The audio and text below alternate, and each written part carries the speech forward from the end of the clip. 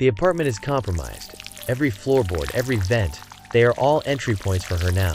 We brought the camera to the old shrine, seeking a sanctuary with no seams. But as the holy water touched the stone, the granite began to crack. With a violent snap, the red thread exploded outward. It didn't attack, it fled into the darkness of the ancient cedars. Watch the full story now. The safety of home is an illusion built on thin layers of wallpaper and plaster. For Mika and Aya, that illusion shattered at 3:14 a.m. The red silk, a substance that was neither liquid nor thread, had begun to manifest not from the air, but from the structural failures of the apartment itself. It bled from the seams of the walls, weaving through the floral patterns of the wallpaper like parasitic veins. It's not just the camera anymore, the apartment. It's sealing us in. Don't touch the walls, Aya. It's moving toward the door. Mika, the camera is vibrating. It's getting hotter. Mika grabbed the handheld recorder, now wrapped tightly in a heavy white cloth.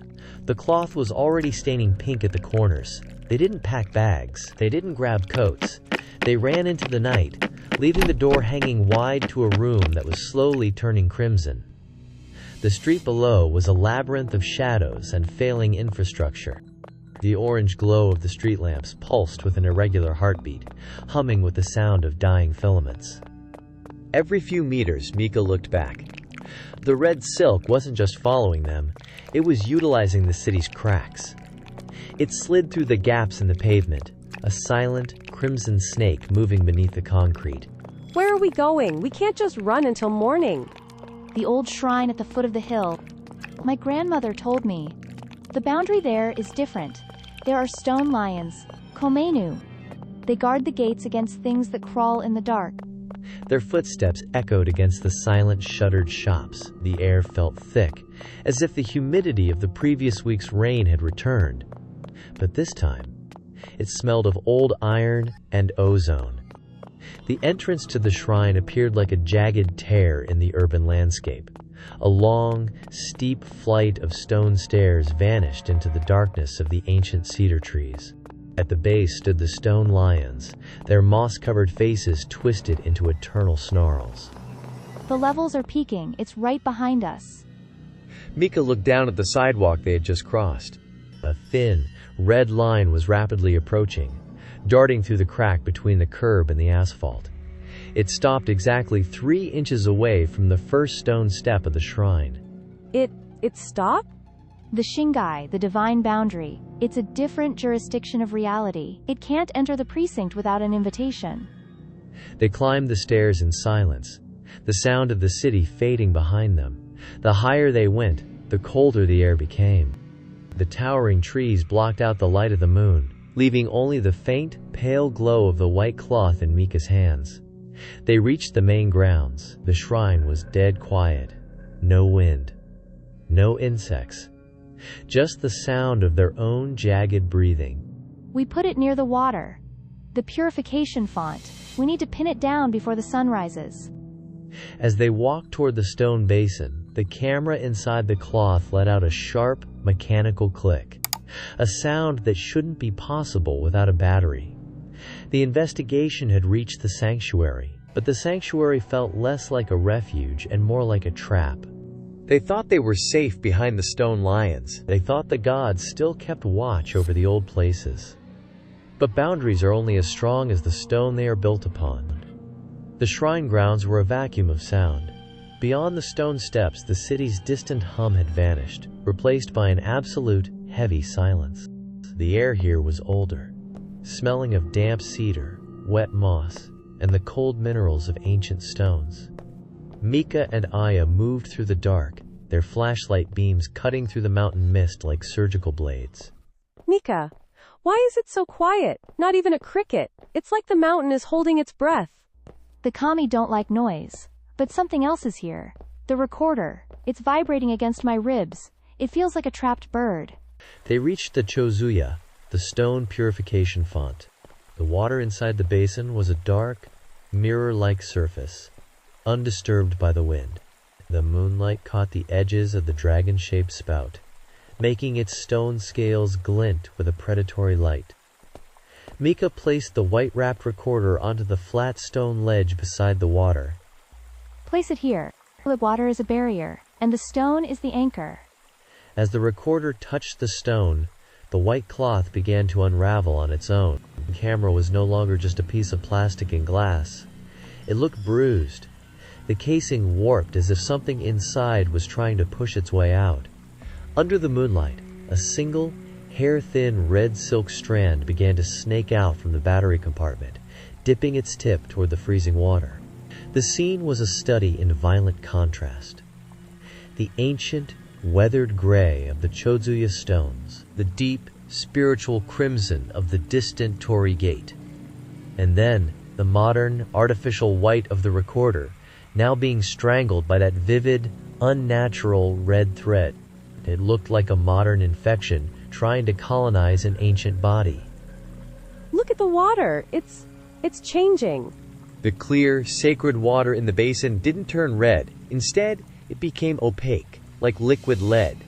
The reflection of the moon on the surface began to distort, twisting into the shape of a wide, unblinking eye. The tall cedar trees surrounding the precinct seemed to lean inward, their branches interlocking to block out the sky. The shadows between the trunks were no longer empty. They felt dense, as if thousands of eyes were watching the two girls from the gaps in the wood. Aya, get the salt. The red silk is reaching for the cracks in the stone. If it touches the ground here, the shrine's boundary will be broken from the inside. I'm trying, but my hands, they're so cold I can't feel the zipper. The sound of a single, heavy wooden floorboard creaking echoed from the main hall, the Hayden. Something was walking inside the locked temple. Something that didn't want to be disturbed. Or perhaps, something that was welcoming the red silk homes. They had come to the shrine for protection, seeking a sanctuary of the gods. But they forgot one thing. In the oldest parts of the world, the line between a god and a monster is thinner than a single strand of red silk. Time had run out. The sound of the creaking floorboards from the Hayden was getting louder, rhythmic, like a heavy footfall approaching the thin paper doors. Mika didn't look back. She knew there was no priest coming to save them at 4 a.m. She had to rely on the fragmented memories of her grandmother's stories. The old ways of binding what should not be free. Aya, hold the flashlight steady. Don't let the beam flicker. Mika, the water in the basin, it's starting to boil, but it's ice cold. Mika grabbed the hishaku, the long-handled wooden ladle. Her movements were jagged, desperate. She dipped it into the dark, heavy water and poured it directly over the white-wrapped recorder. The water didn't flow off the plastic. It clung to it, forming a thick, gelatinous layer that trapped the red silk beneath. Bound by the stone, washed by the spring, return to the silence, leave the living. She pulled a weathered paper talisman, the omamori, from her inner pocket. It was yellowed with age, its edges frayed. She pressed it firmly against the battery compartment of the recorder. The moment the talisman touched the red silk, the air filled with a sound like burning hair. The red strand didn't just move, it shrieked. It began to thrash like a dying snake, its crimson color turning a bruised, necrotic purple. It lashed out, trying to find a crack in the stone basin, a gap in the reality of the shrine. Mika, it's crawling up the ladle. Drop it. Not yet. If it touches the ground, it's over. The hemp rope, Aya? The Shimenawa. Aya reached into her bag and pulled out a coil of rough, salt-treated hemp rope. Mika grabbed the recorder, now a pulsating mass of wet paper and thrashing red threads, and slammed it against the base of the Komainu, stone lion statue. Tie it around the paws. Anchor it to the stone. They worked in a frenzy, wrapping the rope again and again around the camera and the ancient stone pedestal. The rough hemp bit into the red silk, pinning it against the cold granite. The stone lion seemed to grow heavier, its carved eyes glowing with a faint, reflected moonlight as it accepted the burden of the curse. Suddenly, the thrashing stopped. The red silk went limp, pinned under the rope and the talisman. The boiling water in the basin went still. The footsteps from the main hall ceased. Mika leaned against the stone lion, her chest heaving, her hands stained with a mixture of dark water and red residue. Did we catch it? We anchored it. It can't move as long as the stone holds. The ritual was messy. It was incomplete. But in the world of the supernatural, a temporary cage is often the only victory one can hope for. They stood in the center of the shrine, surrounded by the shadows of the cedars, believing for one fragile moment that the earth had swallowed the threat. But the earth has its own cracks. The adrenaline was fading, leaving only the biting cold of the mountain air. Mika and Aya stood by the stone lion, watching the bound recorder. The red silk seemed frozen, trapped under the hemp rope and the ancient weight of the granite. But the silence that followed was not peaceful. It was heavy, like the air inside a tomb. Mika, it's over, right? We can leave now. Wait! Do you hear that? It's not the wind. A deep, resonant groan vibrated through the ground. It was the sound of ancient timber under immense pressure. Mika looked up. The grand, vermilion torii gate. The massive wooden threshold that separated the human world from the spirit world was trembling. It wasn't the earth moving. It was the gate itself.